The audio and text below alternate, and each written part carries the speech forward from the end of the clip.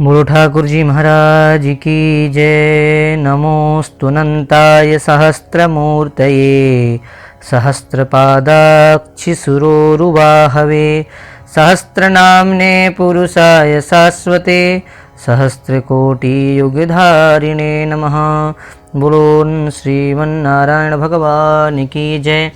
वैदिक कर्मकांड ज्योतिष कार्यशाला यूट्यूब चैनल और हमारे फेसबुक पेज में आप सभी नूतन और प्रबुद्ध दर्शकों का बहुत बहुत स्वागत है।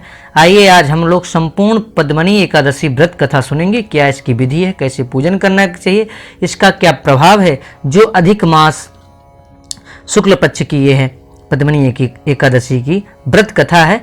आप अपने मित्र दोस्त संबंधी सभी को यह वीडियो शेयर करें और आप देख के पढ़ सकते हैं। स्क्रीन में देखते हुए पढ़ते हुए हमारे साथ चलेंगे। आइए कथा शुरू करते हैं।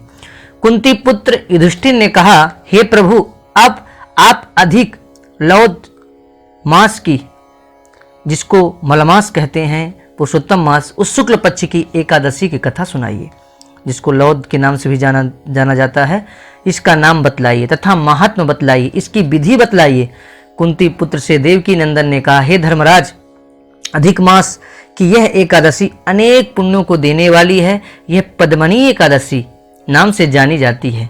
इसके पुण्य प्रभाव से उपवासकर्ता को देवलोक की प्राप्ति होती है। हे कुंती पुत्र, सर्वप्रथम यह कथा मैंने नारद जी को सुनाई थी। इस एकादशी के पुण्य प्रभाव से मुक्ति, मोक्ष और भुक्ति दोनों ही मिलते हैं। अतः आप एकाग्र चित्त हो यह कथा सुने। एकादशी से एक दिन पहले दशमी को उपवास शुरू कर उस दिन कांसे के बर्तन में भोजन लेना, मांस, मसूर, कूदो, मधु, शाक और दूसरे का अन्न ग्रहण नहीं करना चाहिए कांस आदि बर्तन में। इसके साथ साथ नमक खाना वर्जित है और केवल हविष भोजन ही लें। ब्रह्मचर्य व्रत लेकर उस दिन रात्रि को भूमि पर ही सोएं। एकादशी को भोर काल प्रातः काल में जल्दी उठकर नित्य कर्म को पूरा कर दातून करें। तब 12 कुल्ले करके पवित्र क्षेत्र में स्नान करें। उस वक्त गोबर, मृत्तिका, तिल, कुश और आमल की पूर्ण क्रिया सहित स्नान करें, परंतु स्नान से पहले पूरी देह में मिट्टी का लेप लगाकर विनती करें, हे मृत्तिके, तुम्हें प्रभु ने सूकर रूप बनाकर निकाला है। आप ब्रह्मा जी से प्रदत्त हो और कश्यप जी से मंत्रों द्वारा पूजित हो, अतः तुम मुझे भगवान की पूजा करने के योग्य बना दो। सारी औषधियों से उत्पन्न गौ, पेट में निवास करने वाली, भूमि को पवित्र करने वाली, तुम मुझे पवित्र कर दो। हे ब्रह्मा के थूक से उत्पन्न होने वाली, तुम्हारी स्पर्श से मेरा शरीर पवित्र हो। हे शंख चक्र गदा धारण करने वाली देवाधिदेव, हे जगन्नाथ, आप मुझे स्नान की अनुमति प्रदान करें। तदुपरांत स्नान से पूर्व वरुण मंत्र का उच्चारण करें। पवित्र तीर्थों के न मिलने से प्रभु का स्मरण करके सात सरोवर में स्नान करें, नहीं उसमें पवित्र जल डालकर, गंगा जल डाल करके भी स्नान करें। स्नान करने के पश्चात साफ और सुंदर वस्त्र पहनकर संध्या तर्पण करो। फिर देवालय में जाकर प्रभु का पूजन करो। सोने की राधा कृष्ण और शिव पार्वती की मूर्ति बनाकर उनकी पूजा करनी चाहिए। धान्य पर मिट्टी या तांबे का घड़ा रखकर उस घड़े को वस्त्र, गंध आदि से सजाकर उसके मुख पर तांबे, चांदी अथवा सोने का बर्तन रख दो। तब उस पर प्रभु की प्रतिमा रखकर धूप, दीप, नैवेद्य, फूल, केसर आदि से उनका पूजन करो। उसके उपरांत भगवान की मूर्ति के समक्ष गायन वादन नृत्य करो। उस दिन रजस्व वाला स्त्री और पापी का स्पर्श वर्जित है। गुरु और ब्राह्मण की निंदा न करें तथा झूठ बोलना भी वर्जित है। इस दिन भक्त जनों के साथ मंदिर में पुराण कथा का श्रवण करें। अधिक मास मलमास की शुक्ल पक्ष की पद्मनी एकादशी के उपवास काल में जल पीना भी वर्जित है। शारीरिक शक्ति कम होने पर अल्पाहार तथा जलपान सहित उपवास किया जा सकता है। रात्रि जागरण करते हुए नृत्य गायन में लीन रहकर प्रभु को याद करते रहो। प्रति पहर हर मनुष्य को प्रभु पूजन करते रहना चाहिए। प्रभु को अर्पण करने के लिए पहले पहर में नारियल, दूसरे पहर में बिल्व फल, तीसरे पहर में सीताफल और चौथे पहर में सुपारी या नारंगी रखनी चाहिए। प्रथम पहर में अग्निहोम का, द्वितीय पहर से वाजपेय यज्ञ का, तृतीय पहर से अश्वमेध यज्ञ का फल प्राप्त होता है। संसार में इस फल से अधिक न तो कोई यज्ञ है तथा न ही विद्या, तप या दान है। एकादशी उपवास करने वाले को पुण्य स्वरूप सारे तीर्थों, यज्ञों आदि का फल स्वतः ही मिल जाता है।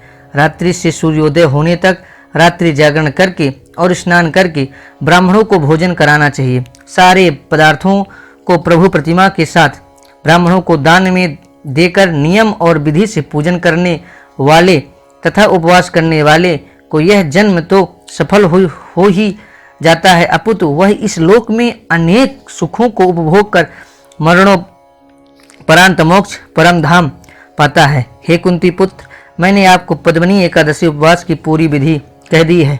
अब उन लोगों के बारे में इस एकादशी उपवास की वह कथा मैं तुम्हें बतलाऊंगा जो श्रद्धा भाव से यह उपवास पूरा कर चुके। पुलस्त मुनि ने कहा, कथा स्वयं नारद जी को बतलाई थी, अतः मन लगाकर यह कथा सुनो। एक अवसर पर कार्तवीर्य ने रावण को बंदी बना लिया था। पुलस्त मुनि के अनुरोध पर ही कार्तवीर्य ने रावण को मुक्त किया था। तब नारद जी ने पूछा, हे पुलस्त मुनि, उस माया रूपी रावण को जिसने देवों और इंद्र पर विजय पाली थी, उसे कार्तवीर्य ने कैसे पराजित किया, यह सब मुझे बतलाइए।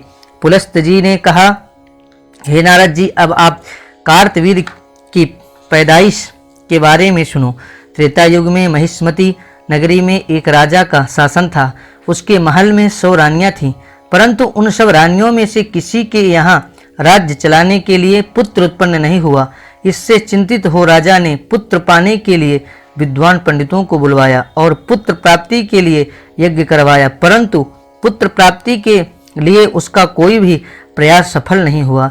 जिस प्रकार दुखी मनुष्य को भोग नीरस मालूम पड़ते हैं, उसी प्रकार राजा को पुत्र बिना सारे भोग नीरस प्रतीत होने लगे और उसे अपना ही राज्य दुखकारी लगने लगा। अतः वह अंत में बहुत ही दुखी हो पुत्र प्राप्ति के लिए सिद्धि प्राप्त करने के लिए वन में तपस्या करने चला गया। उसकी पत्नी जो हरिश्चंद्र की पुत्री थी प्रमदा भी सारे वस्त्राभूषण त्याग कर अपने पति के साथ गंधमादन पर्वत पर तपस्या करने चली गई।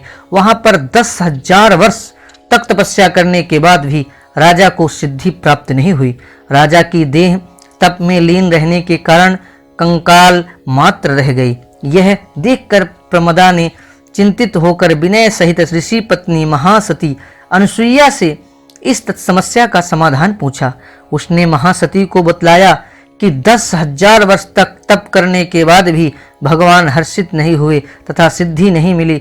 महासती अनुसुईया ने प्रमदा को बतलाया, हे राजपत्नी, तुम अपने पति सहित अधिक मास जो 3 वर्ष के अंतराल पर आता है और जिसमें 2 एकादशियां आती हैं, जो कि शुक्ल पक्ष की एकादशी पद्मनी और कृष्ण पक्ष की एकादशी परमा है, अतः तुम दोनों विधि विधान और नियमा अनुसार पद्मनी एकादशी का उपवास पूरा करें और रात्रि जागरण कर गायन वादन भी करें। इस उपवास से विष्णु भगवान प्रसन्न हो तुम्हें मन चाहा वर मांगने के लिए कहेंगे और तुम दोनों को पुत्र की प्राप्ति हो जाएगी। महासती की कथानुसार उन्होंने विधि अनुसार उपवास और रात्रि जागरण किया तो विष्णु भगवान ने प्रकट हो प्रमदा से वर मांगने के लिए कहा। रानी उस पर भगवान विष्णु की स्तुति करने लगी। रानी ने कहा कि आप यह वरदान मेरे पति को दीजिए। प्रमदा का वचन सुनकर भगवान विष्णु बोले, हे राजपत्नी, अधिक मास की एकादशियां मुझे बहुत अधिक प्रिय हैं, जिसे में एकादशी तिथि मुझे सबसे अधिक प्रिय है। इस एकादशी का व्रत तथा रात्रि जागरण तुमने विधि पूर्वक किया, इसलिए तुम पर अत्यंत प्रसन्न हूँ। इतना कहकर भगवान विष्णु राजा से बोले, हे राजन, तुम अपनी इच्छा के अनुसार वर मांगा, क्योंकि तुम्हारी पत्नी ने मुझको प्रसन्न किया। भगवान की सुंदर वाणी सुनकर राजा बोला, हे भगवान, आप मुझे सबसे श्रेष्ठ, सबके द्वारा पूजित तथा अतिरिक्त देवो दानव मनुष्य आदि से अजय उत्तम पुत्र दीजिए। भगवान उसे तथास्तु कहकर अंतर्ध्यान हो गए। वे पति पत्नी भी अपने राज्य में वापस आ गए। यथा समय रानी ने गर्भ धारण किया और एक पुत्र रत्न के जन्म दिया, जिसका नाम कार्तवीर्य रखा गया। वह बड़ा होकर राज शासन कर उत्तराधिकारी बना, उसे स्वयं विष्णु भगवान के अतिरिक्त कोई भी पराजित नहीं कर सकता था। इस प्रकार उसने लंका नरेश पर भी विजय प्राप्त कर ली थी। भगवान कृष्ण बोले, हे धर्मराज युधिष्ठिर, मैंने आपको अधिक मास की शुक्ल पक्ष की पद्मिनी एकादशी की संपूर्ण कथा कही सुनाई है, अतः आप इस एकादशी का उपवास नियमानुसार और विधि पूर्वक संपन्न करने वाले अवश्य ही भवसागर से मुक्त हो मेरे धाम में आते हैं। प्रभु के वचन सुनकर महान युधिष्ठिर ने भी परिवार सहित यह उपवास किया और परम धाम पाया। सूत जी बोले, हे ब्राह्मणों, जो आपने पूछा था सो मैंने सब कह दिया। अब आप क्या सुनना चाहते हैं? जो मनुष्य इसकी कथा को सुनेंगे वह स्वर्ग लोक को जाएंगे, इसमें कोई संदेह नहीं है। जो इस पद्मिनी एकादशी को सुनते हैं, बोलो कृष्णचंद्र भगवान की जय। इस तरह करके आपने यह अधिक मास शुक्ल पक्ष की प्रभावशाली पद्मिनी एकादशी की कथा सुने, आपको निश्चित ही उत्तम लगी होगी। आप हमारे चैनल में नया है, सब्सक्राइब करें फ्री में, लाल बटन दबाकर पेज में लाइक करें। इस तरह की जानकारियाँ, पूजा पाठ, ज्योतिष कथाओं से जुड़ी हुई रोचक जानकारियाँ मिलती रहती हैं। अधिक से अधिक अपने मित्र सहयोगी तक शेयर करें। वीडियो देखने सुनने के लिए आप सभी का बहुत बहुत धन्यवाद।